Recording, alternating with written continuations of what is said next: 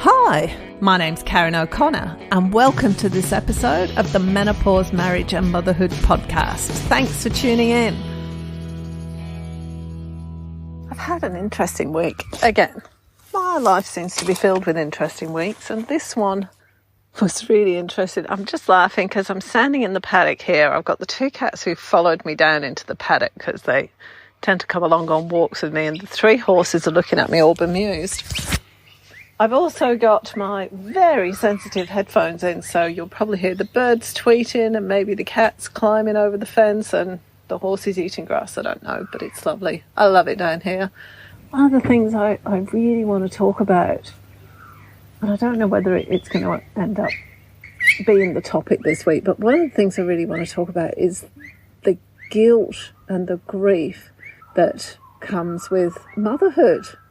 Isn't that terrible?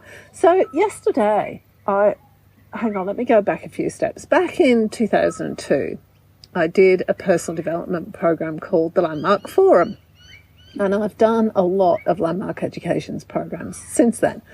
I really like Landmark. It's always really worked for me. Some people don't like it, and it's each to their own. For me, it's always been really, really beneficial.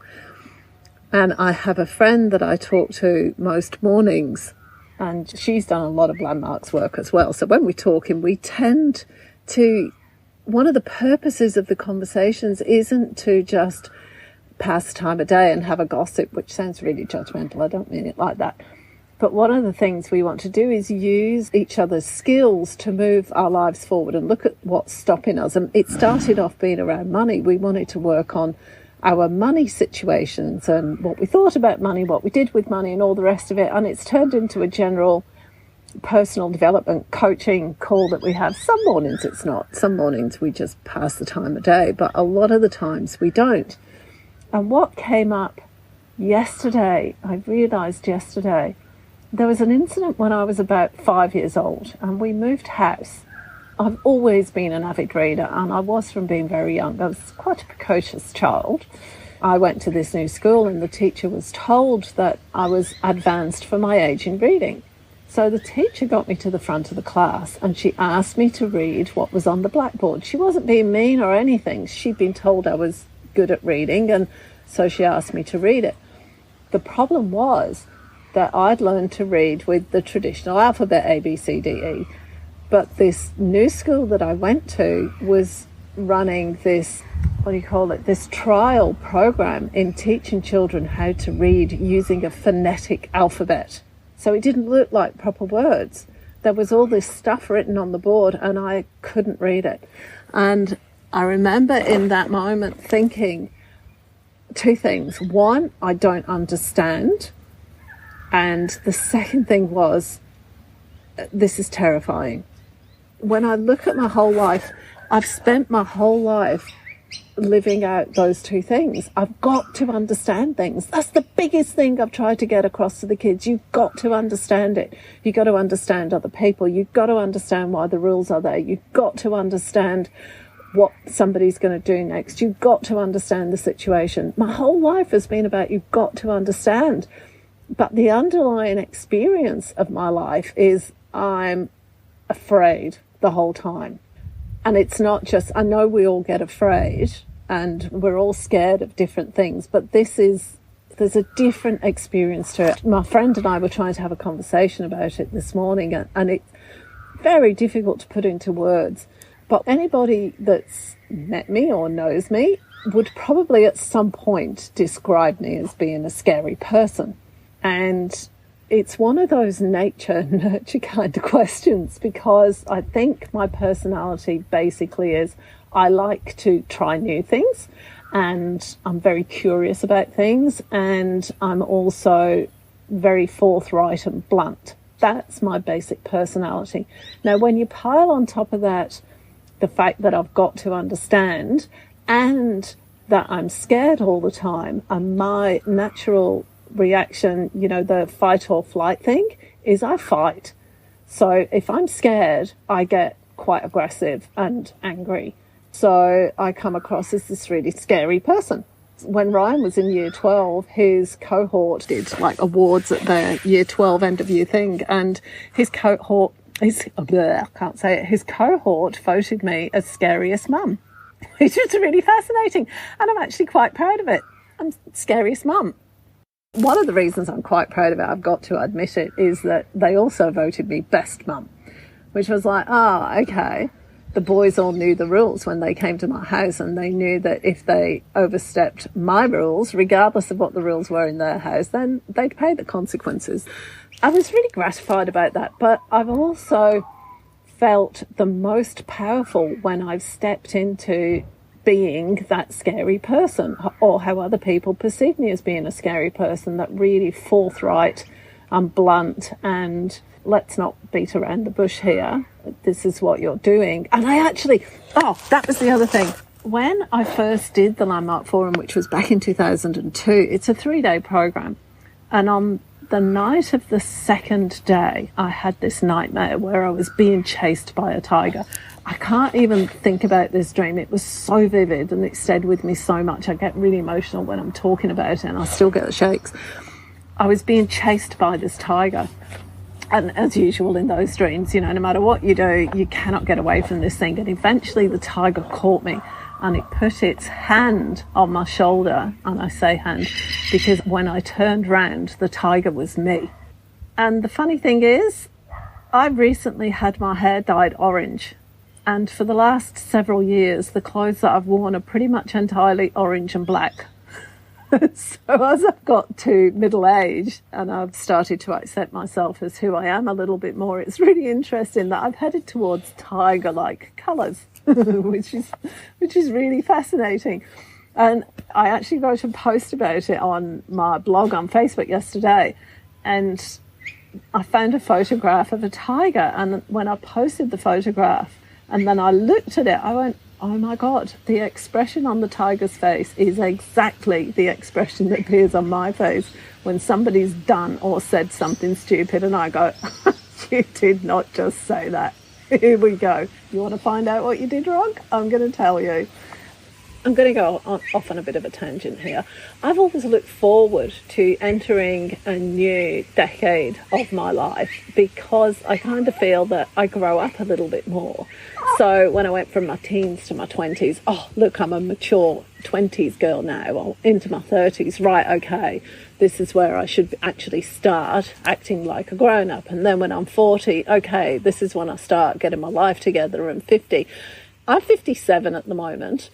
And I still don't feel that I'm anywhere near grown up. I also don't feel that I've got anything like the self-acceptance that I see, I'm just realising what I'm saying here, that I see other women my age might have, or should have, or are supposed to have. When you get into your late 50s, you stop caring about what other people think, and you start accepting yourself more for who you are. I'm in a mastermind group of women. It's an invitation only. It's a small group of women who, and the criteria for it is that you make or are in charge of 7 figures a year in income. And I got invited by my former coach and mentor, which I found really surprising. I was really taken aback. And then I thought, if she's invited me, there's obviously a reason for it, so I'm just going to suck it up and go, because I do really enjoy being around people who are of not an entrepreneurial mindset, that's not quite what I'm looking for, an open mindset, a creative one, an expansive mindset, people who are willing to go out there and just try something because it's new, it sounds good, or they want to do it, and they face their fears and do whatever they want. They're not willing to be stuck in the same old job, doing the same old thing and whinging about what they haven't got. They'll go out and try and get it. And that again sounds really judgmental. I'm just talking here about what works for me. I can't do same old every day. That's not who I am. It kills me having a routine and feeling, I just feel stuck in a rut when I do that. I can't do that. I realise that's not for everybody, but for me, I want to be doing new things. I want to be trying new things. And that's my growth. That's where my growth lies, in constantly doing new things and pushing the edge of the boundary and being in the space of, if anything's possible, what can I do next? So about the time I did the forum, John and I decided that we didn't want to be John and I decided that we didn't want to be in a job because we were never going to be financially free and do the things that we wanted to, be able to have the holidays or go and live on a beach somewhere for 3 months. We wouldn't be able to do that while we had a job. We wanted something more, and we also didn't want that confinement. Like, it feels like a confinement to both of us about having a regular job and working for somebody else. So we started doing developments. We're both in the construction industry, so property developing or doing something in property just seemed like the way to go, and that was what we did. So we set off and we started doing the developments. All the time we've been doing the developments and doing the wealth creation and everything, we've had 4 children, and that has been my primary focus above anything else that we did, was to bring up the kids and look after the kids. And if you haven't done so, go and listen to the podcast, the previous 3 podcasts to this, because I had this bright idea a few weeks ago where I thought that I might ask the kids what they thought of their upbringing and my parenting style and what they did and didn't like and what I did wrong. So I put it out there to the 3 kids and then had a major meltdown because, seriously, I've made so many mistakes in my parenting. But it was fascinating seeing what they thought and also the questions that they asked. Ryan's my second son, we had a conversation about how I communicated to them as teenagers. How did I get through that teenage hormonal fuzz and communicate what I wanted them to know and what I thought was important to them, and also hear them. Kira, who is my 3rd child and my eldest daughter, she came armed with a list of questions. She put some serious thought into it, and it was just fantastic because they were quite unexpected. The conversation that I was really dreading was the 3rd conversation I had, which was with my eldest son. We haven't always seen eye to eye, I think probably because we're a lot alike in a lot of ways. And so I was really dreading what he'd say, but it was a fabulous conversation. He's done a master's degree in politics. He can ask the most insightful questions. He's very analytical and very, how do I put it? He wants to understand. So his question was, what did I learn from each of the different children? And how did I change the way I parent to suit each child? What did I see was the most important thing for each different child to learn? They were fascinating questions. And for me, I don't know whether for Jamie, but for me, it really changed who he is for me, because he was really kind and really thoughtful, and he just dealt with it from a space of love. It was fantastic. So go and listen to those if you haven't. It was Ryan's was the first one, Kira's was the second one, and Jamie's was the 3rd one. I've completely forgotten where I am now. That's right. So the kids were my priority as we were doing all the developments and everything. But my intention with the developments, if I think about it now, was never to get hands-on involved. John and I work well as a team, but we don't work well together. So as a team, I've got to be responsible for some things and he's got to be responsible for others, because we work in completely different ways. It's always been about making the most of our personal skills and things that we're good at. I can't think of a better way of putting it than that. John is a brilliant project manager. He's absolutely brilliant. I kind of don't like that. What I'm really good at is finding the deals and then checking the deals out to see whether they're going to work. And then at some point during that process, John picks it up and runs with it. And then we go on to finish the deal. So when I got invited to be a part of this mastermind, I felt like a bit of a fraud because I haven't done any of the hands-on stuff. I've done a bit of work at the beginning and then I've left the rest to John, and I've looked after the kids. And it just feels like I haven't done anything. And when Jamie asked me the other day what I'd learned from raising Keely, who's the youngest one, I told him a story that I told my friend a couple of years ago where I feel like Keely's actually raised herself because I've had very little to do with it. She's the youngest of 4 and I've been parenting for nearly 26 years and I'm kind of over it. So most of the time I'll leave her to her own devices. Having said that, she is very self-disciplined and she knows if she does something, it's not going to go well for her. She can't live with herself because she really gets integrity. And if she gets caught, like she has done a couple of times, she just sucks up the consequences. So there was an incident about 12 months ago where she went to a party that she hadn't told me about and she got drunk. And I happened to come across the videos because they appeared on my iPad by mistake. And she was 15 at the time and I was absolutely furious at being misled and being lied to. So I grounded her for the term. She's at boarding school. I grounded her for the rest of the term, which was 8 weeks, where she couldn't go out of the house. All she could do, she was allowed out of the house, out of the school grounds for an hour or 2 on a Saturday afternoon to go into town to buy whatever she wanted. Apart from that, no, don't ask to go anywhere, don't go anywhere. And she didn't. She lived with the consequences. She was just in the space of, yep, fair enough. I knew if I got caught, I was going to pay for it, and I did.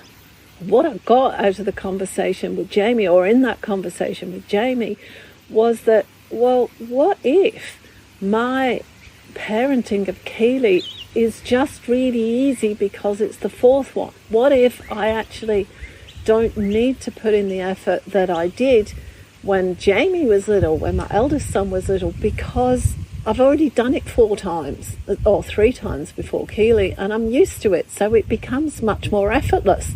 Like with swimming, you start swimming and it's really hard work, but it gets easier and easier and you have to go further and further to find it difficult. What if it's like that? I hadn't even considered that. I do know that if I don't find something difficult, if it's not hard work, I don't value it. And it's something that I've noticed in myself before, and it's something that I really do want to work on, because if I find it easy, it means that I'm good at it. Somebody said to me years ago, you know when somebody is really, really good at something because they make it look effortless. So maybe that's the key for me. That's the lesson to learn. Because I was talking to the lady that runs the mastermind group and I said, yeah, I feel like a complete fraud. I feel like I don't belong there because it's John who's gone out to earn the money. It's John who brings in the money and everything. It's not me. And I've been doing stuff online for a few years and had 0 success financially. I've had a lot of great reviews for the stuff that I've written and the stuff that I've got in the podcast, but I haven't earned any money from it. And my friend said, why is money the only measure of success? If you hadn't spent the time finding all those projects for John or businesses or whatever and doing the work into it and then handing them over to him, he wouldn't be able to do it because that's not what he's good at. What if this is actually a team effort and you are just totally not valuing yourself? Okay, I had to break off because my neighbour decided to start mowing the lawns. So if the background noise sounds a bit different, that's because I've had to come inside. When I started to look at it, I thought to myself, why do I have to make money in my own right? Because that was what it was all about. That's been a big missing for me for a few years now. I've got to earn the money, not just rely on John. I've got to do it. And I haven't counted anything that I've done as counting towards the income that's coming in because it comes out of the part of the work that John does and not what I do. So I wanted to earn some money in my own right so I could prove my worth within the relationship and prove my worth as a human being. And then I thought, what is it I really want to do? What do I want out of the blog and the podcast and all the other stuff that I do online? And really, it is just solely to connect with people and to reach out to people and see if I can make a difference for somebody in some short way, even if it's just entertainment because they laugh at something that I've written, or whether it's to go, oh my God, I'm so glad somebody else feels that way about their kids because they can be really annoying sometimes, or whatever it is. Or whether it's somebody who's going through a similar kind of process in terms of pain management that I'm doing at the moment. I don't know, but that really is the purpose of what I'm doing. That's the drive behind what I'm doing. That's what drives me. What doesn't drive me is the money. I like having money, do not get me wrong. I really enjoy it and I like having a lot of it. But earning the money isn't for me a driver in and of itself like it is for a lot of people. And I've counted that as meaning that I don't belong in this mastermind group of entrepreneurial kind of people, and that I can't count myself as somebody who is successful or anything else. And I can't count myself as successful or anything else. And then this morning, I follow a lady on Facebook. I actually can't remember her name, but she has a blog called Muddy Mayhem. And she's an eventer in the UK. So eventing is a horse riding discipline where you do dressage, show jumping and cross country. And that's what I love as well. I love that kind of thing. And I'm not very good at it, but I really enjoy doing it. I love hooning around a cross country course as long as the jumps aren't too big. I'm not that much of a brave heart. I'll just be a little bit of a coward when it comes to it because I've fallen off a lot of times. So I'll just keep the jumps quite small. Thank you very much. And this lady said somebody came up to her at a competition and said, "Don't you think that the clothes you're wearing make you look like an amateur?" And she said, "But I am an amateur. And there's actually nothing wrong with that." It's like we're caught up in this belief that we have to be the best at something or else it doesn't count. I'm caught up in that belief that I've got to be the best at it or else it doesn't count. And if you look at my life and the things that I get upset about and the things that depress me, that's what it's all about. If I'm not the best at something, I'm like, oh my gosh, what's the point of doing it? If my podcast isn't in the top 10 podcasts, and it's not, then what's the point of doing it because I'm not succeeding? If I'm not earning $5,000 in an hour, which is what one of my friends did yesterday morning while she was still in bed, then, what's the point of me doing anything because I'm not succeeding at the level she is? But do I enjoy what I'm doing? Yeah, I do. I really enjoy writing the blog posts, and I really enjoy doing guest posts, and I really enjoy doing the podcasts and interviewing people and talking to people. I enjoy it. So why would I stop doing that because I'm not the best at it? And how do you measure success? I'm doing this because I enjoy doing it and I get a lot out of it. I am an amateur at this. I'm an amateur at blogging and building websites and everything else. I'm a complete amateur. And what would happen if I took out this need for success, this need to be number 1 or number 5 or top in my category or make it onto iTunes new and noteworthy? What would happen if I wasn't bothered about any of that? If I wasn't bothered about the numbers and that follow me, or the number of likes that I got on a post, or the number of comments, or the number of followers on Instagram? What would happen if I just gave all that up and I just did it because I want to, because I enjoy it? I have tried to do this in the past. This isn't the first time I've had this conversation. This is something that keeps cropping up. So it's obviously something that I need to learn, and it's not being taken on board. It's one of the reasons, to be honest, that I stay off Instagram, because they all look so blooming perfect. I am not perfect by a long shot. You may find that difficult to believe, but I'm not perfect.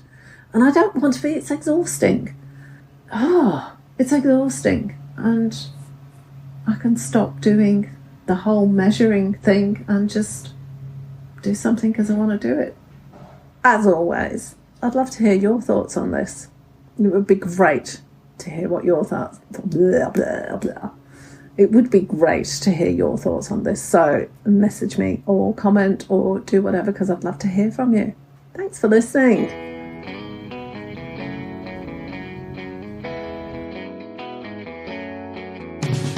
Thanks for listening to this episode of the Menopause, Marriage and Motherhood podcast. Don't forget that all the links and information that we've spoken about in this podcast is available on the podcast page of my website. Thanks so much for listening. I'm looking forward to talking to you again next time. Bye for now.